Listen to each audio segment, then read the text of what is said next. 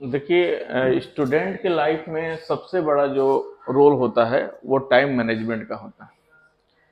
और time manage नहीं हो पा रहा है तो सफलता भी कहीं ना कहीं प्रभावित होती रहती है। अगर एग्जाम में 3 घंटे का पेपर है तो हमको 3 घंटा 1 मिनट नहीं मिलने वाला है, क्योंकि 3 आवर्स की ये पूरा का पूरा सेशन होता है हम लोग का मेंस का। अगर पीटी में 2 घंटे का पेपर है तो 2 घंटा ही मिलेगा। अगर चाहेंगे कि 2 घंटा 1 मिनट अगर भी मैं लिख पाऊं तो वो नहीं हो पाता। और ऑनलाइन एग्जामिनेशन में तो आप लोग जानते हैं कि अपने आप टर्मिनल ऑफ हो जाता है, उसके लिए कुछ कहना भी नहीं।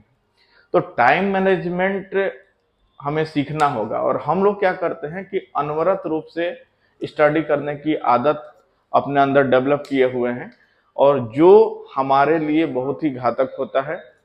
हम लोग क्या सोचते हैं कि चलो यार ये टॉपिक मिल गया और इस टॉपिक को जो है पढ़ते रहेंगे।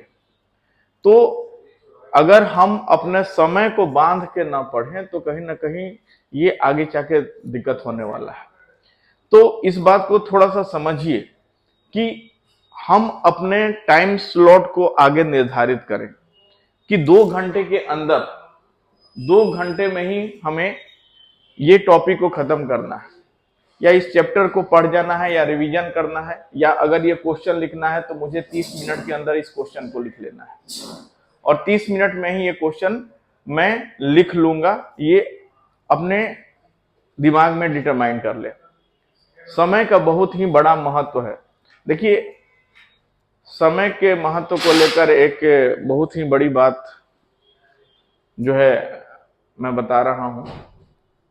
सिकंदर ने एक बात कहा था कि अगर जब मैं मर जाऊं तो मेरे दोनों हाथ कब्र से बाहर निकाल देना, और इससे लोगों को पता चले कि मैं खाली हाथ आया था और खाली हाथ ही मैं चला गया।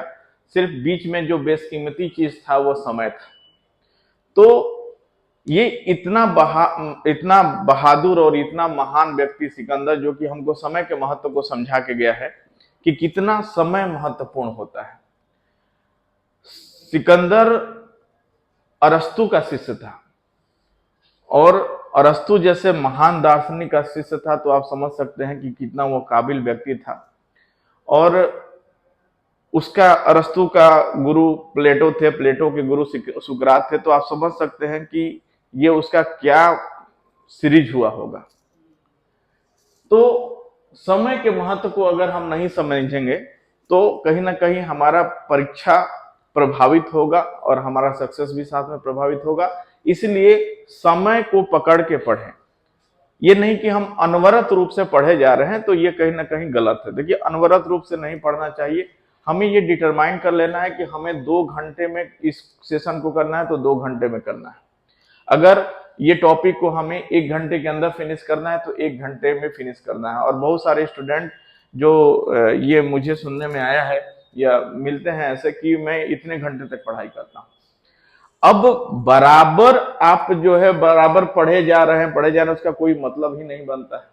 ठीक है, 4 लाइन पढ़े 4 घंटा आप बोले तो उसका कोई मतलब नहीं बना। मतलब तो ये बना कि आप सीरियसली 1 घंटे के अंदर कितना पढ़े। ये चीज को आप अपने घड़ी को देखकर तय कीजिए। तो टाइम मैनेज करना होगा, और अगर आप समय को मैनेज नहीं किए तो समय आपको मैनेज करेगा। ये बात को आप समझ लीजिए। और यही कारण होता है कि जब हमारा परीक्षा आता है तो समय नहीं मैनेज हो पाने के कारण हम जब क्वेश्चन को आंसर करते हैं तो बड़े बड़े क्वेश्चन हमसे छूटते हैं, या फिर सही समय प्रबंधन के चलते नहीं, मतलब सही समय प्रबंधन ना होने के चलते जो है वो परीक्षा प्रभावित होती है। तो समय प्रबंधन को समझिए और समय प्रबंधन को लेकर चलिए, और तभी जाके हमारा सफलता तय हो पाएगा। Thank you so much. Sir, बच्चों में एक सवाल जो ये आता है कि एग्जाम में आसान क्वेश्चन भी है, मीडियम क्वेश्चन भी, हार्ड क्वेश्चन है। तो टाइम मैनेजमेंट जो एग्जाम में आप अगर बच्चों को पूछना है तो सबसे पहले किस तरह क्वेश्चन बोला जाएगा, कैसे ऑपरेशन भी बन जाता है कई बार, तो उसके लिए टाइम मैनेजमेंट कैसे होगा? देखिए, सबसे पहले तो ये है कि जो आता है उसको आप पहले करें। जिस क्वेश्चन को आप जानते हैं और जिस क्वेश्चन में आप पूर्ण रूप से ये कंफर्म है कि इस क्वेश्चन का आंसर मैं अच्छे से कर सकता हूं, उस क्वेश्चन को सबसे पहले करने की कोशिश करें। उसके बाद बाकी क्वेश्चनों को आप प्रश्रय दें। जो क्वेश्चन आप जानते हैं उस क्वेश्चन को ना करके आप सोचते हैं कि आप ये तो मुझे पता ही है, इसको रहने देते हैं, बाद में कर लेंगे, आगे हार्ड वाले को कर लेते हैं। ठीक है, पता चला कि हार्ड वाले के करने के चक्कर में आप जो है वो अपना वाला क्वेश्चन छोड़ दिए। तो आप जिस क्वेश्चन को जानते हैं उसको पहले करने का कोशिश करें। जब वो क्वेश्चन हो जाएगा तो बाकी क्वेश्चनों पर आइए। सर, बच्चों का टाइम मैनेजमेंट के ऊपर एक सवाल आता है कि बच्चे एग्जाम के लिए प्रिपरेशन कर रहे होते हैं और लास्ट का 1 महीना या 1.5 महीना बचा हुआ होता है, तो लास्ट का 45 डेज बचा हुआ है। उस समय में किन टॉपिक्स पे कैसे प्रिपेयर करें, उस समय टाइम कैसे मैनेज करें, क्योंकि बहुत परेशानी हो जाती है, तो उस समय टाइम मैनेजमेंट कैसे होगा?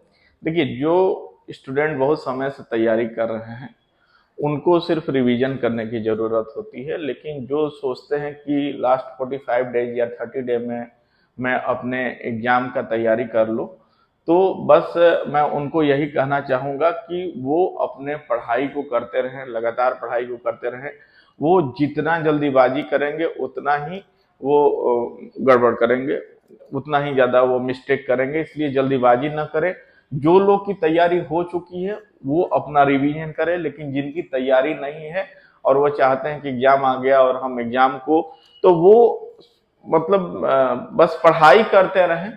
ठीक है, वो ये मोटो अपना नहीं रखे कि नहीं इस बार ही मुझे निकालना है, क्योंकि जितना वो उस चीज में उसको टेंशन के रूप में लेंगे उतना ही उसमें प्रॉब्लम आएगी। इसलिए उसको पढ़ते रहे, उसको ये ना सोचे कि हम इस बार के ही इस बार करेंगे। हाँ, इस बार हम सीरियस हो गए तो मे भी हो सकता है कि इस बार भी हो, और मे भी हो सकता है कि अगर ये कंटिन्यूटी मेंटेन रहे तो अगली बार पक्की होगी। ठीक है।